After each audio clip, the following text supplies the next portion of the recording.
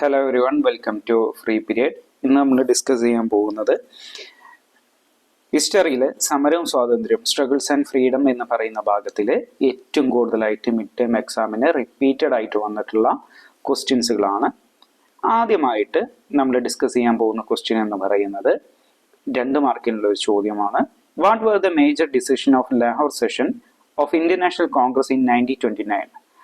1929 ഇന്ത്യൻ നാഷണൽ കോൺഗ്രസിന്റെ ലാഹോർ സമ്മേളനത്തിലെ പ്രധാനപ്പെട്ട തീരുമാനങ്ങൾ എന്തെല്ലാമായിരുന്നു എന്നുള്ളതാണ്. അതായത് പൂർണ്ണ സ്വരാജും സിവിൽ നിയമലംഘനവും, പൂർണ്ണ സ്വരാജ് ആൻഡ് സിവിൽ ഡിസോബീഡിയൻസ് എന്ന് പറയുന്ന ഭാഗത്താണ് ഈ കാര്യങ്ങളെ കുറിച്ച് പറയുന്നത്. 1929 1929 ലാഹോറിൽ വെച്ചിട്ട് ജവഹർലാൽ നെഹ്റുവിന്റെ ലീഡർഷിപ്പിലാണ്, നേതൃത്വത്തിലാണ് ഇന്ത്യൻ നാഷണൽ കോൺഗ്രസിന്റെ ഒരു സെഷൻ, ഒരു സമ്മേളനം നടക്കുന്നത്. പ്രധാനമായിട്ടും 2 തീരുമാനങ്ങളാണ് ഇതിലെടുക്കുന്നത്. ഒന്നാമത്തത്, the session declare that the ultimate aim of Indian freedom struggle was to attain complete freedom for the country. അതായത് ഇന്ത്യൻ സ്വാതന്ത്ര്യ സമരത്തിന്റെ അന്തിമ ലക്ഷ്യം എന്ന് പറയുന്നത് പൂർണ്ണ സ്വരാജ് ആണെന്ന് ഈ സമ്മേളനം പ്രഖ്യാപിച്ചു. അതായത് നമ്മൾ സ്വാതന്ത്ര്യം ചെയ്യുന്നത്, നമ്മളുടെ സ്വാതന്ത്ര്യ സമരം ചെയ്യുന്നത്, അതായത് ഫ്രീഡം സ്ട്രഗിൾസ് ഒക്കെ ചെയ്യുന്നത് നമുക്ക് കംപ്ലീറ്റ് ഫ്രീഡം കിട്ടുന്നതിന് വേണ്ടിയിട്ടാണെന്ന് ആ സെഷൻ എന്ത് ചെയ്യുന്നുണ്ട്, ഡിക്ലെയർ ചെയ്യുന്നുണ്ട്. രണ്ടാമത്തെ പ്രധാനപ്പെട്ട ഡിസിഷൻ എന്ന് പറയുന്നത്, it also resolved to start the civil disobedience movement under the leadership of Mahatma Gandhi. അതായത് ഗാന്ധിജിയുടെ നേതൃത്വത്തിൽ സിവിൽ നിയമലംഘനം ആരംഭിക്കാൻ വേണ്ടി തീരുമാനിക്കുന്നുണ്ട്. അപ്പൊ ഇത്രയും 2 പോയിന്റുകളാണ് എന്ത് ചെയ്യുന്നത്, ഇതിന്റെ ആൻസേഴ്സ് എന്ന് പറയുന്നത്. അതിന്റെ കൂടെ തന്നെ നിങ്ങൾ ഒരു കാര്യം കൂടി ഓർത്തു വെക്കണം.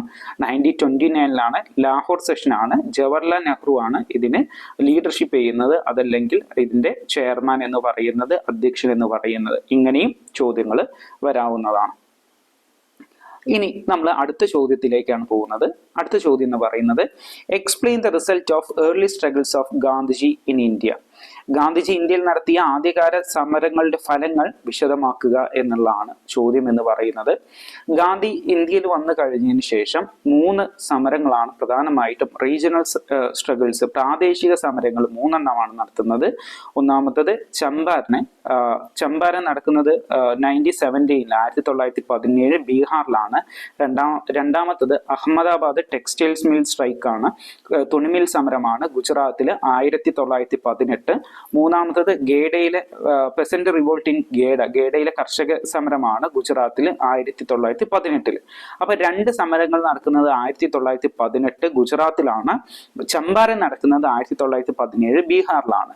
അങ്ങനെ ഈ 3 സമരങ്ങൾക്ക് ശേഷം, റീജിയണൽ ആയിട്ടുള്ള പ്രാദേശികമായിട്ടുള്ള 3 സമരങ്ങൾക്ക് ശേഷം എന്ത് സംഭവിക്കുന്നു, ഗാന്ധിജിയുടെ സമര രീതികളും ആശയങ്ങളും സാധാരണക്കാരായിട്ടുള്ള ജനങ്ങൾക്ക് പരിചയപ്പെടാൻ അവസരം ലഭിച്ചു. അതായത് ഗാന്ധിയുടെ മെത്തേഡ് ഓഫ് സ്ട്രഗിൾസ്, ഐഡിയോളജീസ് ഒക്കെ ഇത് ജനങ്ങളുടെ ഇടയിൽ കുറച്ചും കൂടി എന്ത് ചെയ്യുന്നു, പോപ്പുലറൈസ്ഡ് ആവുന്നു.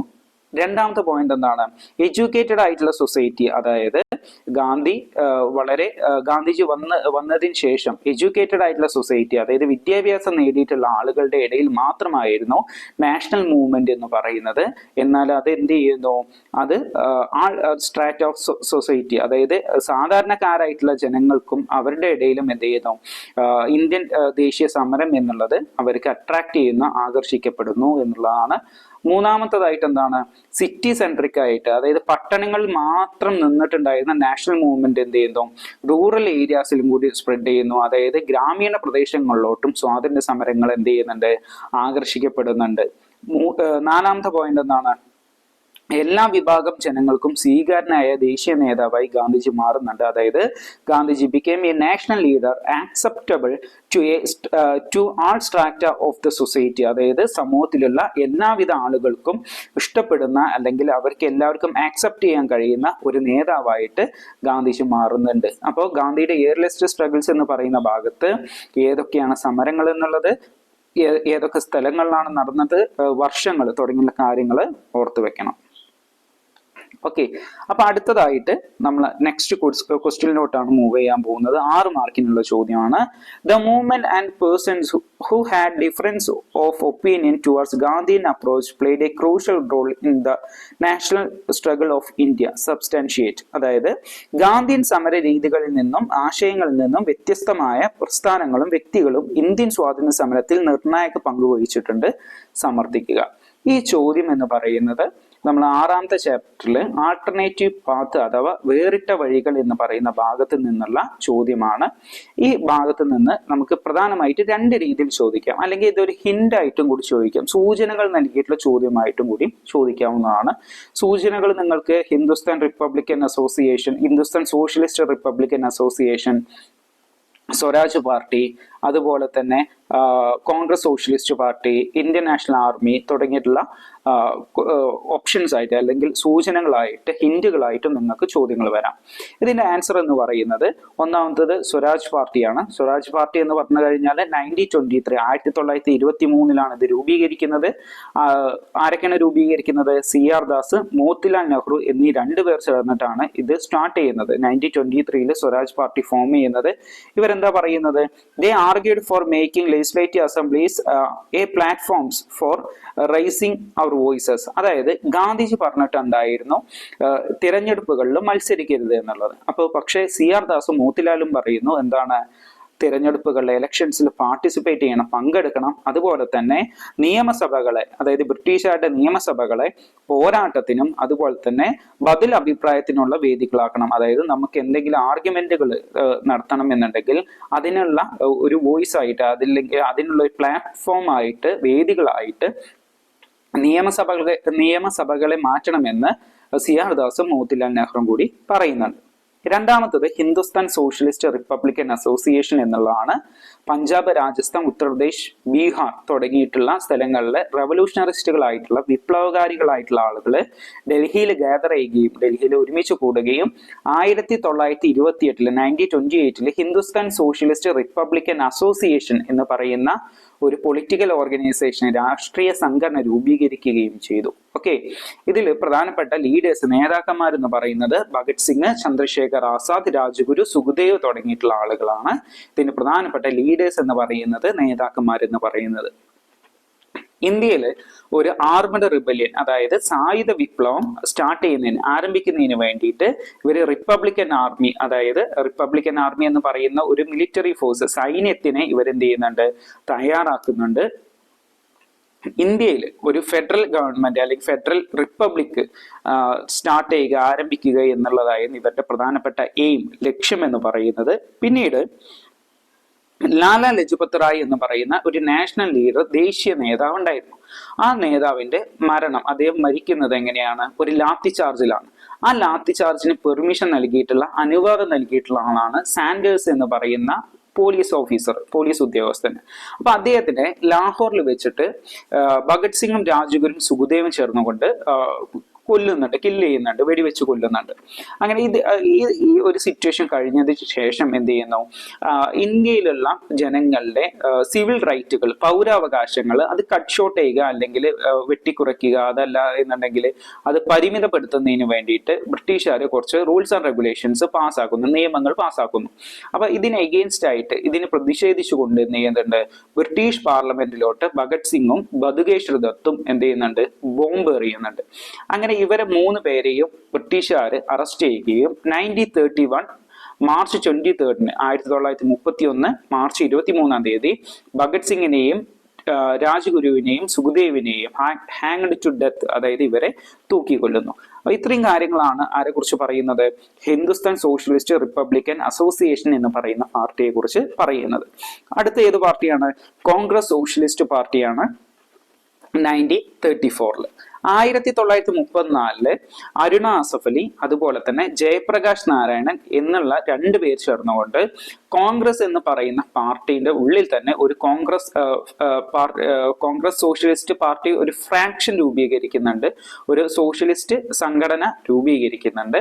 1934 ബോംബെയിൽ വെച്ചിട്ട് ഒരു സെഷനിൽ, ഒരു സമ്മേളനത്തിൽ വെച്ചിട്ട് ജയപ്രകാശ് നാരായണന് കോൺഗ്രസ് സോഷ്യലിസ്റ്റ് പാർട്ടി ഫോം ചെയ്യുന്നുണ്ട്, രൂപീകരിക്കുന്നു. അതുപോലെ തന്നെ ക്വിറ്റ് ഇന്ത്യ മൂവ്മെന്റ് നടക്കുന്ന സമയത്ത്, ക്വിറ്റ് ഇന്ത്യ സമരം നടക്കുന്ന സമയത്ത് എന്ത് ചെയ്യുന്നു? കോൺഗ്രസ് സോഷ്യലിസ്റ്റ് പാർട്ടി വളരെ ആക്റ്റീവായിട്ട്, വളരെ സജീവമായിട്ട് എന്ത് ചെയ്യുന്നുണ്ട്? ക്വിറ്റ് ഇന്ത്യ മൂവ്മെന്റ് സമയത്ത് പ്രവർത്തിക്കുന്നുണ്ട്. അടുത്തത് ഫോർവേഡ് ബ്ലോക്ക് എന്നുള്ളതാണ്. ഫോർവേഡ് ബ്ലോക്ക് സ്റ്റാർട്ട് ചെയ്യുന്നത് സുഭാഷ് ചന്ദ്രബോസ് ആണ്. ഗാന്ധിയൻ ഐഡിയോളജീസിനോട്, ഗാന്ധിയൻ ആശയങ്ങളോട് എപ്പോഴും ഒപ്പോസ് ചെയ്യുന്ന പേഴ്സൺ ആണ്, എപ്പോഴും എതിർക്കുന്ന ആളാണ് ആരെന്ന് പറയുന്നത്, സുഭാഷ് ചന്ദ്രബോസ് എന്ന് പറയുന്നത്. കോൺഗ്രസ് എന്ന് പറയുന്ന പാർട്ടി ക്വിറ്റ് ചെയ്തിട്ട് അദ്ദേഹം അവസാനിപ്പിച്ചിട്ട് അദ്ദേഹം പുതിയ പാർട്ടി രൂപീകരിക്കുന്നുണ്ട്. ഫോർവേഡ് ബ്ലോക്ക് എന്നുള്ളതാണ് അതിന്റെ പേര്. ദെൻ പിന്നീട് എന്ത് ചെയ്യുന്നു, ഇന്ത്യക്ക് ഫ്രീഡത്തിന് വേണ്ടിയിട്ട്, സ്വാതന്ത്ര്യം ലഭിക്കുന്നതിന് വേണ്ടിയിട്ട് റാഷ് ബിഹാരി ബോസ് ആരംഭിക്കുന്ന പാർട്ടിയുടെ പേരാണ് ഇന്ത്യൻ നാഷണൽ ആർമി എന്ന് പറയുന്നത്. ആ ഇന്ത്യൻ നാഷണൽ ആർമിയുടെ ചാർജ്, അതായത് അതിനുള്ള നേതൃത്വം സുഭാഷ് ചന്ദ്രബോസ് ഏറ്റെടുക്കുന്നു. സിംഗപ്പൂരിൽ വെച്ചിട്ട് ഒരു ഇൻഡിപെൻഡന്റ് ഇന്ത്യക്ക് വേണ്ടിയിട്ട്, അല്ലെങ്കിൽ സ്വാതന്ത്ര്യം കിട്ടിയിട്ടുള്ള ഒരു ഇന്ത്യക്ക് വേണ്ടിയിട്ട് ഒരു പ്രൊവിഷണൽ ഗവൺമെന്റ്, താൽക്കാലിക ഗവൺമെന്റ് സുഭാഷ് ചന്ദ്രബോസ് രൂപീകരിക്കുന്നുണ്ട്.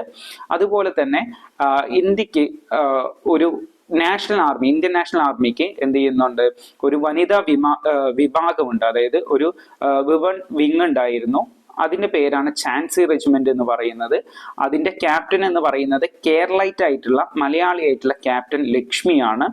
ജപ്പാൻ എന്ന് പറയുന്ന രാജ്യത്തിന്റെ ഹെൽപ്പോട് കൂടിയിട്ട് സുഭാഷ് ചന്ദ്രബോസ് ഇന്ത്യൻ നാഷണൽ ആർമിയും ഒക്കെ ചേർന്നുകൊണ്ട് എന്ത് ചെയ്യുന്നുണ്ട്, ഇൻഫാൽ എന്ന് പറയുന്ന സ്ഥലത്ത് ഇന്ത്യയുടെ നാഷണൽ ഫ്ലാഗ് ഹോസ്റ്റ് ചെയ്യുന്നുണ്ട്. ഇന്ത്യയുടെ നാഷണൽ ഫ്ലാഗ് എന്ത് ചെയ്യുന്നുണ്ട്, ഉയർത്തുന്നുണ്ട്. ഇത്രയും കാര്യങ്ങൾ എസ്എ ക്വസ്റ്റ്യൻ ആയിട്ട് വരുന്ന ഭാഗമാണ്. ഇപ്പൊ നിർബന്ധമായിട്ടും നോക്കിയിരിക്കുക. ഓക്കെ, നിർബന്ധമായിട്ട് ഇത്രയും കാര്യങ്ങൾ പഠിച്ചിരിക്കണം. അടുത്തൊരു ചോദ്യം എന്ന് പറയുന്നത്, explain the national struggle of Indian national Congress led by Gandhiji. ഗാന്ധിജിയുടെ നേതൃത്വത്തിൽ ഇന്ത്യൻ നാഷണൽ കോൺഗ്രസ് നടത്തിയ ദേശീയ പ്രക്ഷോഭങ്ങൾ വിവരിക്കുക. ഇതും 6 മാർക്കിന് ചോദിച്ചിട്ടുള്ള ചോദ്യമാണ്. അതായത് 3 സമരങ്ങളാണ് ഗാന്ധിയുടെ ലീഡർഷിപ്പിൽ ഇന്ത്യൻ നാഷണൽ കോൺഗ്രസ് നടത്തുന്നത്. ഒന്നാമത്തത് നോൺ കോപ്പറേഷൻ മൂവ്മെന്റ് അഥവാ നിസ്സഹകരണ സമരം, രണ്ടാമത് സിവിൽ നിയമ ലംഘനം അഥവാ സിവിൽ ഡിസോബീഡിയൻസ്, മൂന്നാമത്തത് ക്വിറ്റ് ഇന്ത്യ സമരം, ക്വിറ്റ് ഇന്ത്യ മൂവ്മെന്റ്. ഈ മൂന്ന് സമരങ്ങളാണ് ഗാന്ധിജിയുടെ ലീഡർഷിപ്പിൽ നടക്കുന്നത്. നിസ്സഹകരണ സമരം എന്ന് പറയുന്ന, അല്ലെങ്കിൽ സിവിൽ ഡിസോബീഡിയൻസ് എന്ന് പറയുന്നത് എന്താണ്, നോൺ കോപ്പറേഷൻ മൂവ്മെന്റ് എന്ന് പറയുന്നത് ഗാന്ധി ആദ്യമായിട്ട് നടത്തുന്ന ഒരു മൂവ്മെന്റ് ആണ്. നിങ്ങൾക്ക് ടെക്സ്റ്റ് ബുക്കിൽ ഇത് മാത്രമായിട്ട് ചിലപ്പോൾ ഒരു എസ്എ ക്വസ്റ്റ്യൻ ചോദിക്കാനുള്ള ചാൻസുകളുണ്ട്. നോൺ കോപ്പറേഷൻ മൂവ്മെന്റിന്റെ, നിസ്സഹകരണ സമരത്തിന്റെ ഒരു എസ്എ ക്വസ്റ്റ്യനും കൂടി ചോദിക്കാനുള്ള ചാൻസുകളുണ്ട്. അതും കൂടി നമ്മൾ ഈ ഇതിൽ തന്നെ ഡിസ്കസ് ചെയ്ത് പോകുന്നുണ്ട്. നോൺ കോപ്പറേഷൻ മൂവ്മെന്റിൽ ആദ്യമായിട്ട് ഗാന്ധിജിയുടെ പ്രപ്പോസൽസ്, ഗാന്ധിജി മുന്നോട്ട് വെച്ചിട്ടുള്ള ആശയങ്ങൾ എന്തെല്ലാമായിരുന്നു? ഒന്നാമത്തത് വക്കീലന്മാർ കോടതികൾ ബഹിഷ്കരിക്കുക, അതായത് എന്ത് ചെയ്യാം, ബോയ്ക്കോട്ട് കോർട്ട്, അതായത് ലോയേഴ്സ് ഷാൾ ബോയ്ക്കോട്ട് കോർട്ട് എന്നുള്ളതാണ്. അതായത് വക്കീലന്മാർ എന്ത് ചെയ്യാൻ പാടില്ല, കോടതികളിൽ പോകാൻ പാടില്ല. അതുപോലെ തന്നെ ഫോറിൻ ക്ലോത്തുകൾ ബോയ്ക്കോട്ട് ചെയ്യുക, അതായത് വിദേശ വസ്തുക്കൾ ബഹിഷ്കരിക്കുക. ബോയ്ക്കോട്ട് ഇലക്ഷൻസ്, തെരഞ്ഞെടുപ്പുകൾ ബഹിഷ്കരിക്കുക. അതുപോലെ തന്നെ ബ്രിട്ടീഷുകാരുടെ പുരസ്കാരങ്ങൾ തിരികെ നൽകുക, നികുതികൾ നൽകാതിരിക്കുക. Returning the British award and prizes, അതായത് ബ്രിട്ടീഷുകാരുടെ അവാർഡുകളും നൽകിയിട്ടുള്ള അവാർഡുകളും പ്രൈസുകളും തിരിച്ചു നൽകുക. ഡിനൈൽ ഓഫ് ടാക്സസ്, അതായത് ടാക്സുകൾ നൽകാതിരിക്കുക. Student shall boycott English schools, അതായത് വിദ്യാർത്ഥികൾ എന്ത് ചെയ്യണം, ഇംഗ്ലീഷ് വിദ്യാലയങ്ങൾ എന്ത് ചെയ്യണം, ബഹിഷ്കരിക്കണം. തുടങ്ങിയുള്ള കാര്യങ്ങളാണ് ഗാന്ധിജി മുന്നോട്ട് വെക്കുന്ന ആവശ്യങ്ങൾ എന്ന് പറയുന്നത്. അത് കഴിഞ്ഞതിന് ശേഷം പീപ്പിൾസ്, ജനങ്ങൾ എന്തൊക്കെയാണ് റെസ്പോണ്ട് ചെയ്തിട്ടുള്ളത് എന്നുള്ള കാര്യങ്ങളാണ്. ഒന്നാമത് എന്താണ്, farmers in Awadh refused to pay taxes എന്നുള്ളതാണ്. അതായത് അവധിലുള്ള ഫാമേഴ്സ് ടാക്സ് കൊടുക്കാതിരിക്കുന്നു. The tribal groups in northern Andhra entered the forest and collected the forest producers violating the forest laws. അതായത് ട്രൈബൽ ഗ്രൂപ്പുകൾ, നോർത്തേൺ ആന്ധ്രയിലുള്ള ട്രൈബൽ ഗ്രൂപ്പുകൾ, അതായത് വടക്കൻ ആന്ധ്രയിലുള്ള ഗിരിവർഗക്കാരെന്ത് ചെയ്യുന്നുണ്ട്, വന നിയമം ലംഘിച്ച് വനത്തിനുള്ളിൽ പ്രവേശിക്കുകയും ഉൽപ്പന്നങ്ങൾ ശേഖരിക്കുകയും ചെയ്യുന്നുണ്ട്. അതുപോലെ തന്നെ ഉത്തർപ്രദേശിലുള്ള കർഷകര് കോളനി ഉദ്യോഗസ്ഥരുടെ ചുമടുകൾ എടുക്കാൻ വിസമ്മതിക്കുന്നുണ്ട്. അതായത് എന്താണ്, farmers in Uttar Pradesh refused to carry the luggages of colonial officials. അതായത് കോളനികളുടെ ഒഫീഷ്യൽസ് ആയിട്ടുള്ള ആളുകൾ അവരുടെ ലഗേജുകൾ, അവരുടെ ഭാരങ്ങൾ, അതല്ല എന്നുണ്ടെങ്കിൽ അവരുടെ ചുമടുകൾ, അവര് ഉത്തർപ്രദേശിലെ ഫാമേഴ്സ് ഇനി മുതൽ അവരുടെ ചുമടുകൾ എടുക്കുകയില്ല എന്ന് പറയുന്നുണ്ട്.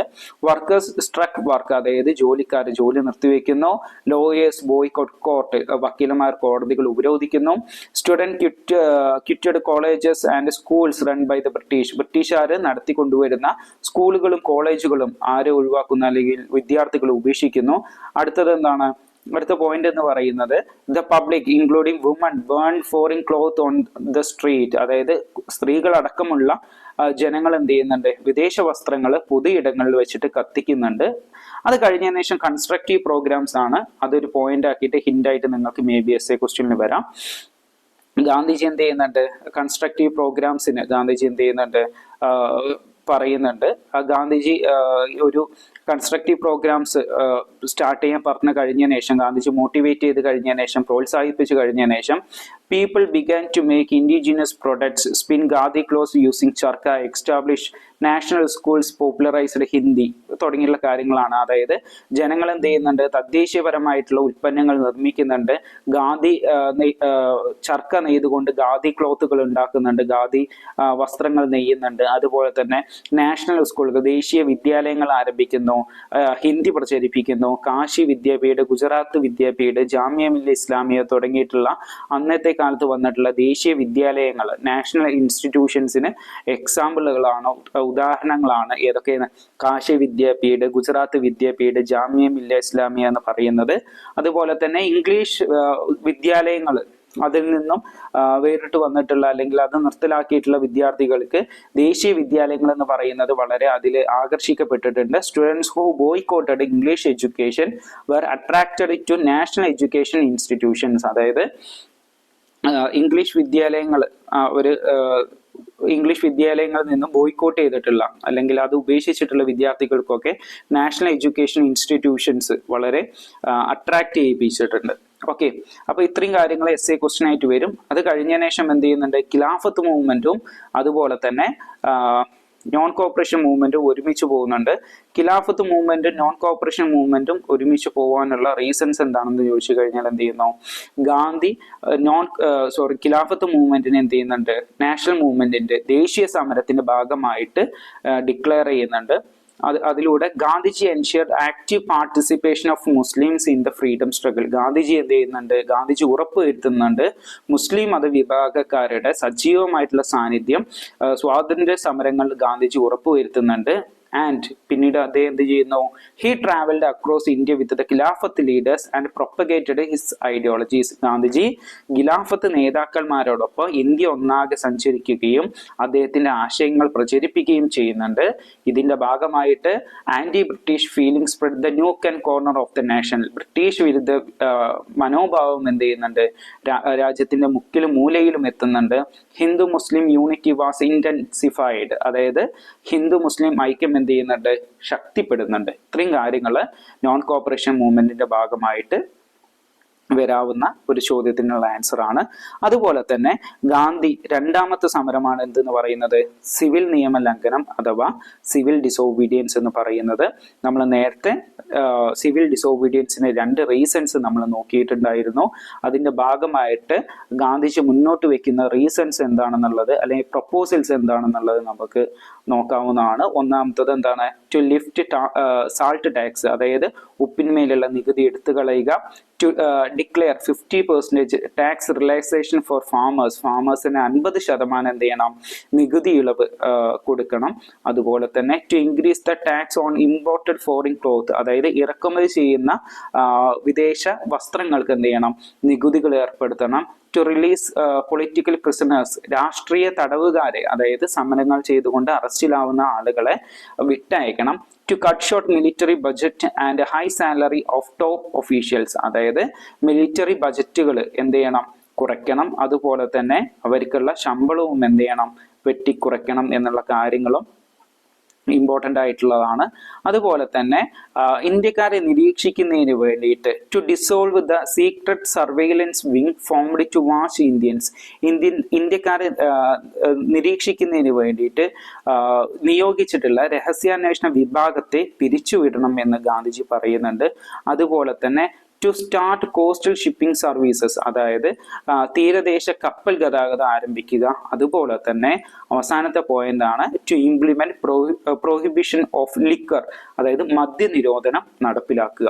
ഇത്രയും കാര്യങ്ങൾ ഗാന്ധിജി ക്വിറ്റ് ഇന്ത്യ മൂവ്മെന്റിന്റെ സമയത്ത് പറഞ്ഞിട്ടുള്ളതാണ്. ഗാന്ധിജി പിന്നീട് എന്ത് ചെയ്യുന്നുണ്ട്, സാൾട്ട് സത്യാഗ്രഹം ആരംഭിക്കുന്നുണ്ട്. അതൊരു മറ്റൊരു ക്വസ്റ്റ്യൻ ആയിട്ടും നിങ്ങൾക്ക് ചോദിക്കാവുന്ന ഒരു ചോദ്യമാണ്. എന്ത്, why Gandhi selected salt as a powerful weapon? Gandhiji എന്തുകൊണ്ട് സാൾട്ടിനെ, ഉപ്പിനെ ഒരു ശക്തമായിട്ടുള്ള സമരായുധമായിട്ട് തിരഞ്ഞെടുത്തു എന്നുള്ള ചോദ്യം നിങ്ങൾക്ക് ചോദിക്കാവുന്നതാണ്. അങ്ങനത്തെ ഒരു ചോദ്യം കൂടി നിങ്ങൾക്ക് വരാം, 4 മാർക്കിനൊക്കെ ചോദിക്കാവുന്ന ഒരു ചോദ്യമാണ്. അതിന് ഉത്തരം എന്ന് പറയുന്നത്, salt tax constitute 2/5 portion of the income collected by the British through taxes. അതായത് ബ്രിട്ടീഷുകാർക്ക് നികുതികളിൽ നിന്നും ലഭിക്കുന്ന വരുമാനത്തിന്റെ 2/5 ഭാഗവും ഉപ്പിന്മേൽ ചുമത്തുന്ന നികുതിയായിരുന്നു എന്ന് വെച്ച് കഴിഞ്ഞാൽ, ബ്രിട്ടീഷുകാർക്ക് ഏറ്റവും കൂടുതൽ വരുമാനങ്ങൾ ലഭിക്കുന്നത് ഏതിൽ നിന്നായിരുന്നു? ഉപ്പിന്റെ ടാക്സ്, അതായത് ഉപ്പിന്റെ നികുതി, സാൾട്ടിന്റെ ടാക്സിൽ നിന്നായിരുന്നു. രണ്ടാമത്തെ പോയിന്റ് എന്ന് പറയുന്നത് എന്താണ്? This tax was heavy burden for poor people. അതായത് ദരിദ്രരായിട്ടുള്ള പാവപ്പെട്ട ജനങ്ങൾക്ക് ഈ ഉപ്പിന്മേലുള്ള നികുതി എന്ന് പറയുന്ന വലിയൊരു ബേർഡൻ ആയിരുന്നു, വലിയൊരു ഭാരമായിരുന്നു. അടുത്ത പോയിന്റ് എന്താണ്? മൂന്നാമത്തെ point, the British government band small scale indigenous salt productions എന്നുള്ളതാണ്. അതായത് ബ്രിട്ടീഷുകാർ എന്ത് ചെയ്യുന്നുണ്ട്? തദ്ദേശീയരായിട്ടുള്ള, അതായത് പ്രദേശവാസികളായിട്ടുള്ള ആളുകൾക്ക് ചെറുകിട ഉപ്പ് ഉൽപ്പാദിപ്പിക്കുന്ന ആളുകൾക്ക് മേലിൽ എന്തുണ്ടാക്കുന്നുണ്ട്? നിരോധനം ഏർപ്പെടുത്തുന്നുണ്ട്. അതായത് കടൽ തീരത്ത് താമസിക്കുന്ന ആളുകൾക്ക് ഉപ്പുണ്ടാക്കാൻ പാടില്ല എന്ന് ബ്രിട്ടീഷുകാർ പറയുന്നുണ്ട്. There was 3-fold hike on salt price. 3 മടങ്ങ് എന്ത് ചെയ്യുന്നുണ്ട്? ഉപ്പിന്മേലുള്ള നികുതി വർദ്ധിപ്പിക്കുന്നുണ്ട്. അതുപോലെ തന്നെ അവസാനത്തെ പോയിന്റ് ആണ് എന്തെന്ന് പറയുന്നത്, the demand for lifting salt tax was a slogan suitable to inspire all segment of the society. അതായത് ഉപ്പിന്മേലുള്ള നികുതി എടുത്തു കളയുക എന്ന് പറയുന്നത് സാധാരണക്കാരെ ഉണർത്താനുള്ള ഒരു മുദ്രാവാക്യമാണ് എന്ന് ഗാന്ധിജി വിശ്വസിക്കുന്നുണ്ട്. ഓക്കെ, അത് കഴിഞ്ഞതിന് ശേഷം ഗാന്ധിജി ആരംഭിക്കുന്ന മറ്റു മൂവ്മെന്റ് ആണ്, മൂന്നാമത്തെ മൂവ്മെന്റ് ആണ് ക്വിറ്റ് ഇന്ത്യ മൂവ്മെന്റ് എന്ന് പറയുന്നത്. ഇൻ 1942 ആഗസ്റ്റ് 8 തീയതിയാണ് ബോംബെയിൽ വെച്ച് നടന്ന ഒരു സെഷന്റെ ഭാഗമായിട്ടാണ് ഗാന്ധിജി എന്ത് ചെയ്യുന്നത്? ക്വിറ്റ് ഇന്ത്യ മൂവ്മെന്റ് സ്റ്റാർട്ട് ചെയ്യുന്നത്. ക്വിറ്റ് ഇന്ത്യ മൂവ്മെന്റ് സ്റ്റാർട്ട് ചെയ്യാനുള്ള പ്രധാനപ്പെട്ട റീസൺസ് എന്ന് പറയുന്നത് എന്താണ്? ഗാന്ധി ബിലീവ് ചെയ്തിട്ടുണ്ടായിരുന്നു, ഗാന്ധിജി വിശ്വസിച്ചിട്ടുണ്ടായിരുന്നു ഇന്ത്യ സെക്കൻഡ് വേൾഡ് വാറിൽ തോൽക്കുമെന്ന്, അല്ലെങ്കിൽ അങ്ങനെ ഒരു പേടി ഉണ്ടായിരുന്നു. അതിന്റെ ഭാഗമായിട്ടാണ് തുടങ്ങുന്നത്. അപ്പോൾ ഒന്നാമത്തെ പോയിന്റ് എന്ന് പറയുന്നത്, reluctance of the British to implement constitutional reforms in India. Reforms എന്ന് പറഞ്ഞു കഴിഞ്ഞാൽ എന്താണ്? പരിഷ്കാരങ്ങൾ, മാറ്റങ്ങൾ എന്നുള്ളതാണ്. അതായത് ഇന്ത്യയിൽ ഭരണഘടനാ പരിഷ്കാരങ്ങൾ നടപ്പിലാക്കാൻ ബ്രിട്ടൻ കാണിച്ച വൈമനസ്യം, അതായത് ബ്രിട്ടീഷുകാർക്ക് ഇന്ത്യയിൽ കോൺസ്റ്റിറ്റ്യൂഷണൽ ആയിട്ടുള്ള, ഭരണഘടനാപരമായിട്ടുള്ള മാറ്റം കൊണ്ടുവരാൻ അവർക്ക് താല്പര്യമില്ലായിരുന്നു. അതാണ് ഒന്നാമത്തെ പോയിന്റ് എന്ന് പറയുന്നത്, ഒന്നാമത്തെ റീസൺ എന്ന് പറയുന്നത്. രണ്ടാമത്തെ റീസൺ എന്താ? Public discussed with price hike and famines എന്നുള്ളതാണ്. എന്ന് വെച്ച് കഴിഞ്ഞാൽ വിലക്കയറ്റവും ക്ഷാമവും മൂലമുള്ള ജനങ്ങളുടെ അതൃപ്തി, അതായത് ജനങ്ങൾക്ക് അവർക്ക് ഒട്ടും താല്പര്യമില്ലായിരുന്നു, ഒട്ടും ഇൻട്രസ്റ്റ് ഇല്ലായിരുന്നു. കാരണം ബ്രിട്ടീഷുകാർ എന്ത് ചെയ്യുന്നുണ്ട്? വിലക്കയറ്റം സംഭവിക്കുന്നുണ്ട്, പ്രൈസ് ഹൈക്കും സംഭവിക്കുന്നുണ്ട്, ക്ഷാമം, ഫാമിൻസും സംഭവിക്കുന്നുണ്ട്. മൂന്നാമത്തെ പോയിന്റ് ആണ് എന്ത് എന്ന് പറയുന്നത്? ഒരു അസംഷൻ ആണ്. എന്താണ്?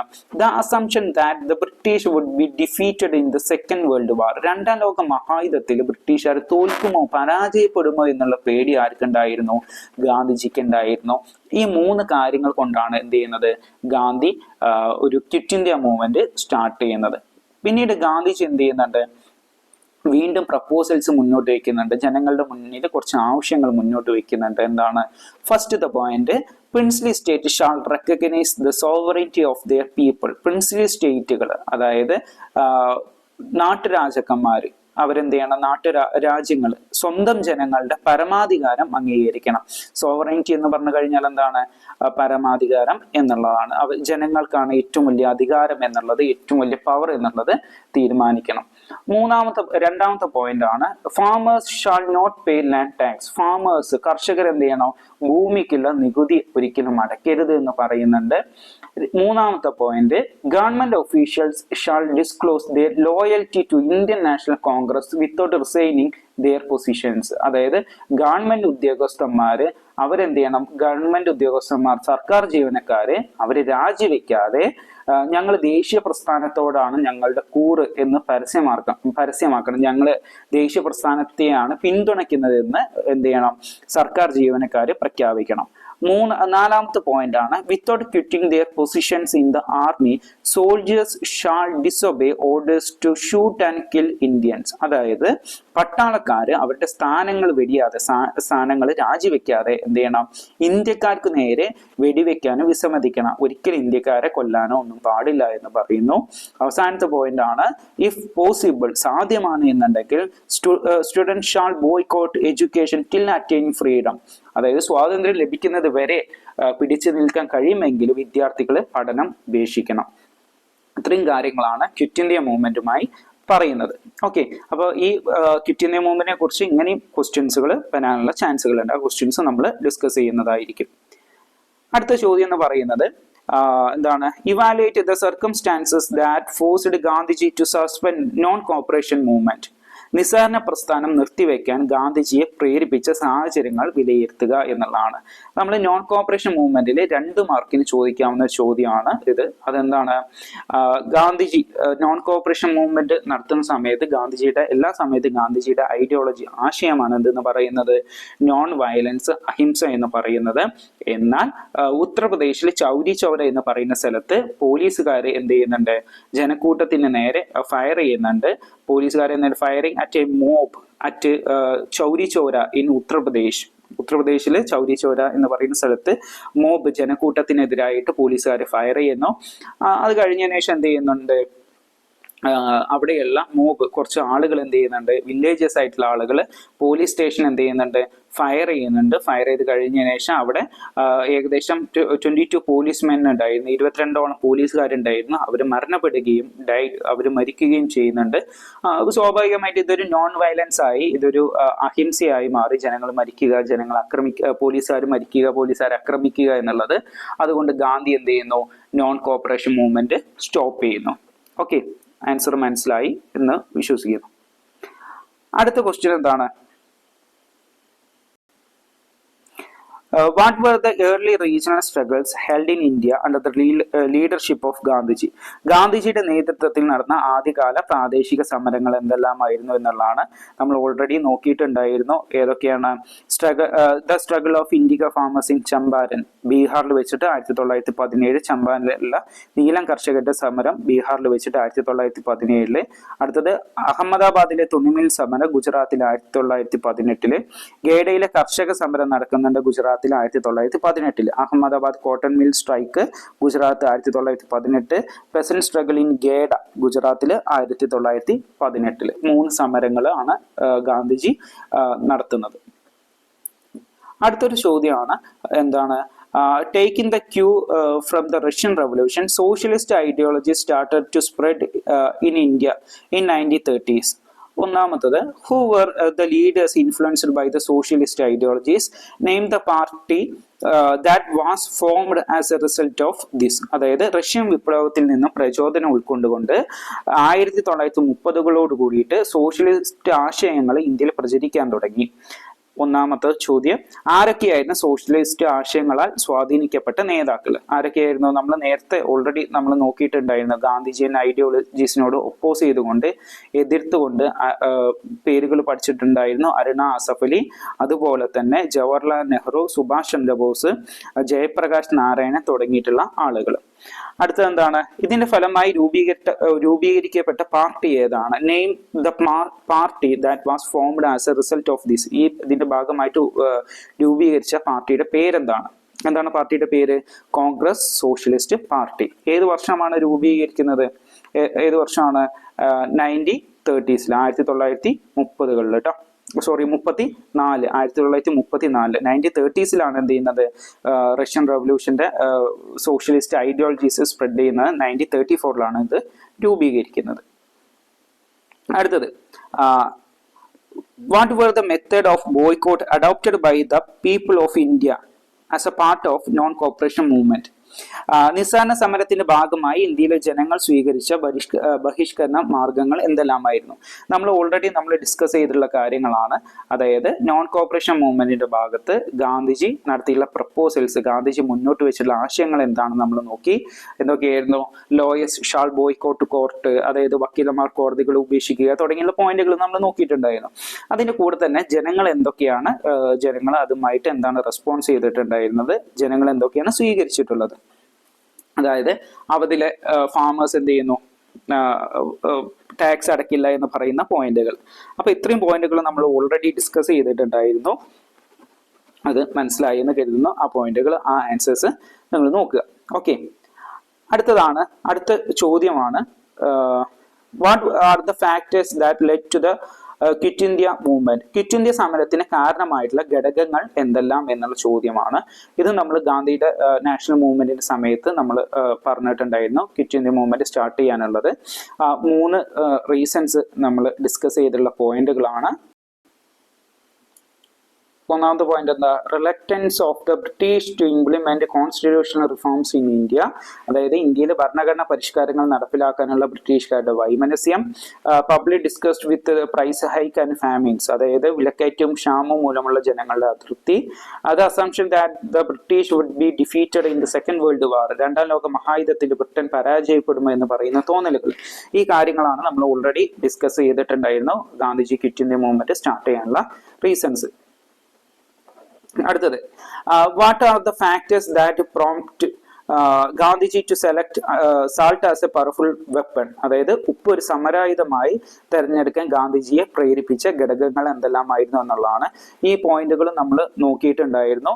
അതായത് ഇന്ത്യയിൽ നിന്ന് ബ്രിട്ടീഷുകാർ കളക്ട് ചെയ്യുന്ന ടാക്സിന്റെ 2/5 പോർഷൻസ്, 2 ഭാഗങ്ങളും ബ്രിട്ടീഷുകാരെ ടാക്സിൽ നിന്നുള്ള, ബ്രിട്ടീഷുകാർ ഉപ്പിൽ നിന്നുള്ള നികുതിയായിരുന്നു എടുത്തിട്ടുണ്ടായിരുന്നത്.